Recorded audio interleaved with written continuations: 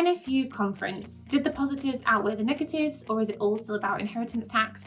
We have something on the sustainable farming incentive for livestock farmers, and we hear from somebody who started farming later in life. This is Your Week in Farming with me, Farmers Guardian's online editor, Emily Ashworth.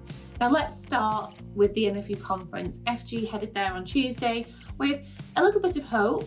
We were all waiting, as you were, to hear from DEFRA Secretary Steve Reed. Now there were some positives, so I will end on those, but let's focus on some of the main points that he made. Now, we reported on the comments that he made regarding the fact that he thinks farmers are focusing on the wrong problem and they should be looking at profitability, because young people looking at the industry don't want to get into agriculture because they see the older generation working every hour under the sun for little or no return. So, I really encourage you to get in touch with us about things that were said at the NFU conference on Tuesday, because we'd love to hear your thoughts and get your comments on it. But the positives were that he said they were going to extend the seasonal worker visa so that farming had access to a bigger pool of workers, which is really good because we know that we do struggle with labour issues.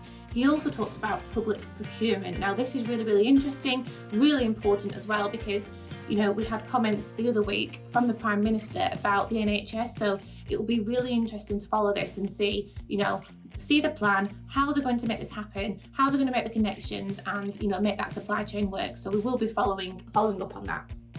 Now I just want to highlight a video that is part of our Save Britain's Family Farms campaign. We have a fantastic, fabulous farmer, Claire Wise. Claire is a fifth generation farmer, and she was centre stage at the protest in London last year. She has made us a video which really clearly shows just what impact inheritance tax can have, not just on your farm, but the impact it will have to wider society. This is a domino effect. This will affect people with rural jobs. It's not just about food production, although that's the main core of this. It's so much more than that. So I really would like everyone to watch it, because it's very clear, precise and powerful. So you can watch that on FG YouTube. Now, a hop, skip and a jump up to Scotland. We have a really wonderful blog from our monthly columnist, Emma Gray. Now, Emma Gray is a Scottish shepherdess who many of you will know from appearing on This Farming Life, but Emma writes an exclusive blog for FG online every month, Emma Gray's Farming Life, and this week her latest blog talks about the weather. We're all at the mercy of our country's weather, and she talks about the latest storm which has impacted lambing. So that's live now, you can go and take a look. Livestock wise, we have like a help guide, the Sustainable Farming Incentive for Livestock Farmers. It's got information on how to apply, some options that you might not have entertained before, and just a little bit more information on what is available to you. Now, you might be totally clued up on this, but there may be something in there that could just help you. And we speak to a lot of people who say, at baseline, they're already doing most of these things, and it's just about elevating. So anything that you can do to kind of layer your business and get a little bit more support in is obviously always welcome, so check that out. We have a career special this week as well, and it's interesting because we've kind of got a tale of two halves. Now, the first one I want to talk about is Damien Barson. Damien is now a sheep farmer, but he actually entered farming at 50 years old. All that age is just a number, but he makes some really valid points, both in the fact that people who have maybe had that work experience already bring with them a bit more financial stability or new skills, or they have some more life experience, so they can bring a lot to the table. But he also highlighted that if you did want to get into farming a little bit later in life, there's a lot less support.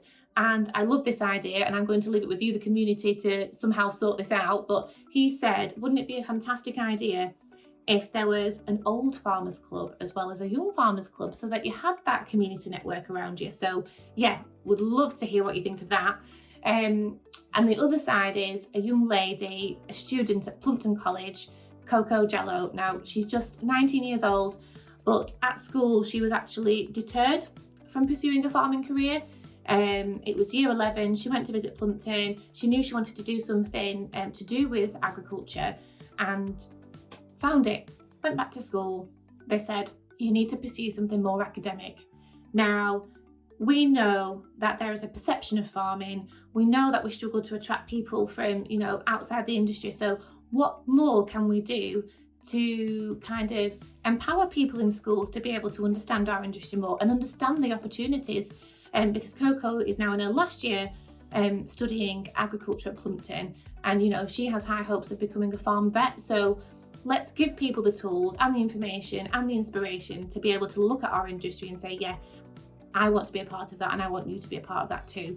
She's also this week's podcast, so you can hear a lot more about her journey, and we talk about kind of her mixed race background and her ADHD diagnosis, which is also now a talking point within the industry. That's it from me this week, but I will be back again next Friday. Please head over to the Farmers Guardian website to check out our Farming in 5 podcast, which is a daily news bulletin, so you can keep up to date every single day with what's going on. You can also become an FG member and get all these stories straight to your inbox. So we would love to hear comments from you. We'd love to hear stories. We'd love to get sent pictures, so please get in touch. But that's it this week, and I will be back again next Friday.